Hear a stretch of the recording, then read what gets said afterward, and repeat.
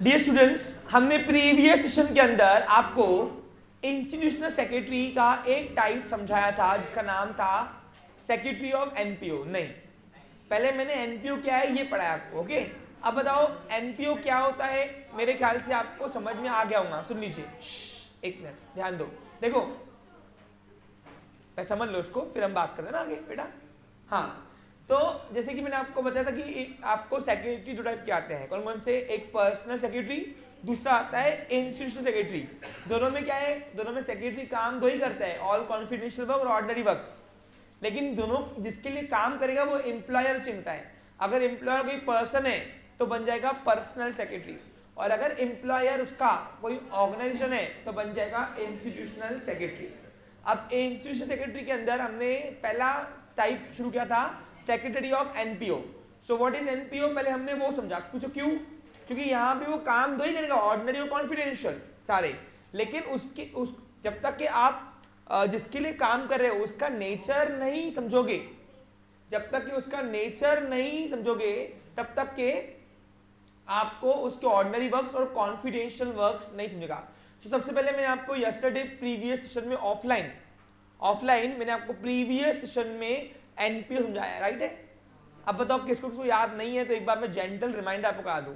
याद नहीं है? ओके, नहीं याद नहीं वालों की लिस्ट बताओ। हाँ ठीक है, सुन लो, हाँ ध्यान दो चलो। व्हाट इज एनपीओ, यानी क्या सीखा आपने?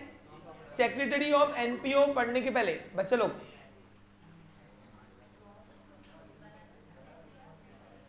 Secretary of NPO, non profit organisation, non profit organisation पढ़ने के पहले हम लोग समझेंगे what is non profit organisations. So मैंने आपको प्रीवियस सेशन में काफी अच्छी हिंट दी थी, याद होगा तो 2 मिनट रिमाइंडर करते हैं। ओके, देखिए सुन लीजिए। ऐसा ऑर्गेनाइजेशन जो एस्टेब्लिश किया गया प्रॉफिट कमाने के लिए नहीं, not for earning profit, providing render services to all and promote health, education, values, sports, fitness, culture also, क्या कल्चर, ये सब चीजों को प्रमोट करने के लिए जो बनाया गया हो सोसाइटी के अंदर, ऐसा ऑर्गेनाइजेशन को बोलते हैं नॉन प्रॉफिट ऑर्गेनाइजेशन। अब से एग्जांपल दीजिए, मैंने आपको बताया जैसे LRT college is a organisation, it is belongs to NPO. Why? Because यहाँ पे उसका मेन मोटिव प्रॉफिट अर्निंग नहीं है, इसका मेन मोटिव है प्रोवाइडिंग एजुकेशन इन सोसाइटी, है ना। फिर कोई हॉस्पिटल अगर ले लीजिए तो हॉस्पिटल का भी मेन इंटेंशन कोई प्रॉफिट अर्निंग नहीं है, प्रोवाइडिंग हेल्थ टू सोसाइटी। अब आप बोलोगे सर प्रॉफिट तो होता है, मैंने आपको क्या बताया? मैं बोलता हूँ प्रॉफिट बिजनेस से अच्छा इनको ही होता है, लेकिन इनका प्राइमरी एम नहीं है। यानी कोई डॉक्टर या टीचर कोई ये प्रॉफिट के लिए वो अपना नोबल वर्क्स नहीं करता है, अपना सर्विस इतना नहीं। उनका मेन प्रायोरिटी क्या है? जिस पर्पस के लिए आपका टाइटल है उसको पहले डिलीवर करना। जैसे एग्जांपल, बीइंग अ टीचर, मेरा काम क्या है? प्रोवाइडिंग एजुकेशन, तो मुझे प्राइमरी पहले एजुकेशन को देना चाहिए, profit is secondary, profit is for survival and growth. लेकिन अगर मैं इससे प्रॉफिट करूं तो मैं तो बिजनेस कर रहा हूं, तो मैं एनपीओ में नहीं आऊंगा। तो एनपीओ में जिस पर्पस के लिए आप आए हो, जैसे एग्जांपल अभी ऑल जितनी भी आप ट्रस्ट देखते हो, जैसे एग्जांपल में आपको दिया धर्म गुरु, आपके जितने भी आप गुरुओं को मानते हो अपने अपने, एग्जांपल अभी कोई मानता है श्री श्री रविशंकर जी महाराज को, कोई मानता है हाँ कि बहुत सारे गुरु है आजकल, धर्म गुरु है ना। फिर अभी वो नए गुरु भी आए आजकल, वो धीरेन्द्र शास्त्री जी।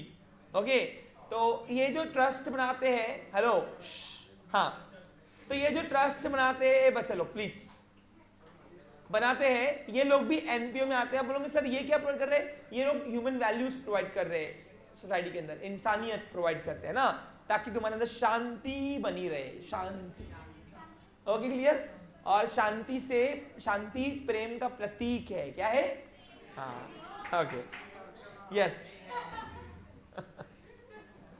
ओके। मुझे मालूम है शुद्ध हिंदी वर्ड आपको थोड़ा सूट नहीं होते हैं। हाँ हाँ, ओके,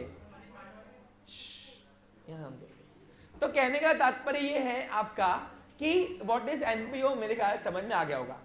अब sir oneness commerce class is belongs to NPO, मेरी बात सुनो, बिलोंग्स टू, देखो हम लोग एक मिनट सुन लो भाई, देखो हम लोग एनपीओ की एक्टिविटी कर रहे हैं लेकिन हम लोग एनपीओ में नहीं आते हैं।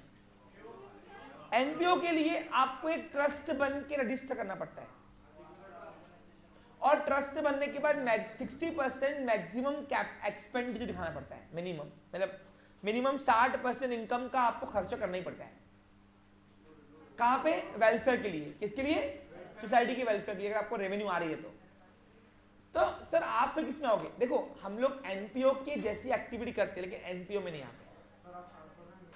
जैसे एमपीओ में कौन आएगा? सारे ट्रस्ट, जैसे अनाथ आश्रम हो गए या कोई स्कूल, अगर कोई ट्रस्ट में चलता है, ट्रस्ट जैसे एग्जांपल अभी आपका स्कूल है, अब प्राइवेट स्कूल और ट्रस्टी स्कूल जो तो फर्क है, क्या फर्क है सुनो। जैसे एग्जांपल अभी देखो, अभी आपका LRT college is belongs to BGA society, Berar education general society, तो वो आ गया ट्रस्ट में, यानी वो आ गया एनपीओ के अंदर। लेकिन यही अगर आप कोई प्राइवेट कॉलेज लोगे तो वो इसमें नहीं आएगा एनपीओ के अंदर, क्योंकि एनपीओ का मेन मोटिव क्या है? Providing services. कौन सी वाली? बिजनेस की नहीं, कौन सी वाली? Health, education, values, sports, fitness, culture, culture में कौन सा? Even dance academies, the lot of dance academies belongs to NPO also. Zumba भी जो चल रहा है आजकल ट्रेंड में काफी, वो भी एनपीओ में आता है अगर करने पे आए तो कहने का वो क्या है, क्योंकि वो भी फिटनेस को प्रमोट कर रहा है ना, क्या कर रहा है सोसाइटी के अंदर? फिटनेस। तो इस तरीके से ये सारे ऑर्गेनाइजेशन कर रहे हैं, तो एक्टिविटी एनपीओ की है लेकिन प्रोबेबली एनपीओ में नहीं आते। हाँ, एनपीओ को टैक्स में काफी कंसेशन होता है, समझा? पूछो क्यों? क्योंकि ये सोसाइटी डिमांड है, सोसाइटी इसकी डिमांड, ये डिमांड में सोसाइटी के। एक मिनट